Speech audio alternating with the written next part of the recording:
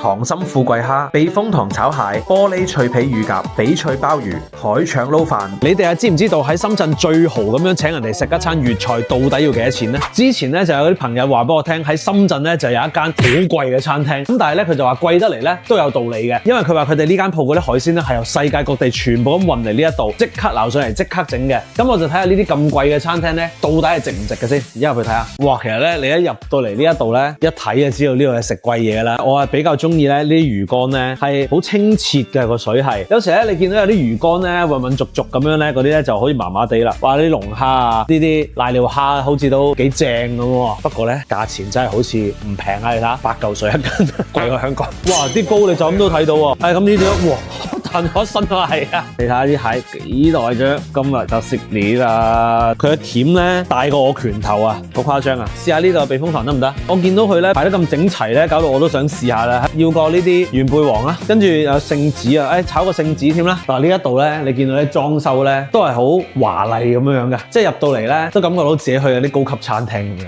我呢個大廳咧咁樣咧，你請人食飯咧都好得體啊！睇下佢啲包廂先。我啲包廂咧有個茶台。我想問一下，這裡的包廂有沒有什麼低消的？我們房間沒有低消的，房間有10%的服務費。咁樣都 OK 啊，即係你平時喺香港食嘢都要加1㗎啦。咁但係有間咁靚嘅房咧，又好似真係幾好喎。你們這裡幾點下班的？能不能做晚一點的？稍微做晚一點可以的。晚一點是多晚啊？不用到太晚就好了。就3、4點好了，對不對？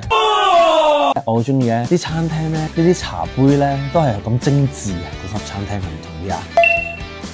哇！你睇呢個膏，佢有少少咧有種酒味，吊嗰個蝦味出嚟，好似食緊啲溏心蛋咁樣。嗰陣膏咧又係好香嗰陣味。呢個餸咧就應該真係唔係度度都有。呢一種咧有膏嘅做法咧，我都好似係第2定第3次食嘅。但係咧呢一間咧係我覺得整得個控制得好好，即係個乳鴿啊。不過如果以高級餐廳嚟講咧，呢個咧就好似爭咁啲啊。不過唔緊要啦，最緊要個鴿好食啫。係一滴緊啲汁啊！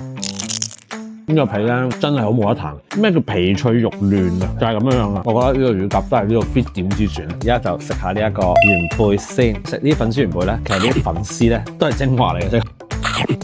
好鮮甜啊！呢粒元貝，你要炒聖子。平時咧我打邊爐咧，我都好中意買聖子嘅，因為我覺得係好爽口嘛。好有嚼口啊！個肉咧應該係好爽脆嘅。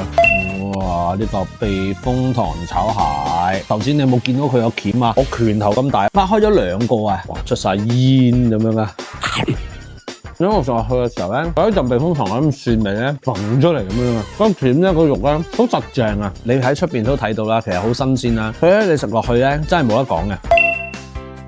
蒸得咧呢個韌度啱啱好，同埋咧我中意佢咁樣打直咁樣切咧，一啖一個咁樣，唔使話平常一個鮑魚咧咬落去打咬，個殼咧好似翡翠咁樣嘅，都幾靚嘅。嗱，我覺得咧呢一個咧個湯咧，我覺得係有啲偏大嘅，增加其實好好啊！你諗下，你飲完碗湯就飽咗啦，邊度食得落啊？但係咧佢依然咧都願意俾咁大碗湯你喎，食下花膠先。因為湯金黃色咁樣嘅，咧當然係好有食慾嘅，唔錯唔錯。呢個都應該係要點嚟試下。我諗魚肚你係食得多啦，馬拉盞炒魚肚你食過未咧？咁所以咧我頭先見到咧我都即刻諗住去試下，個汁咧好香，微微嘴辣，但係呢個味咧超濃，又係好爽口啊！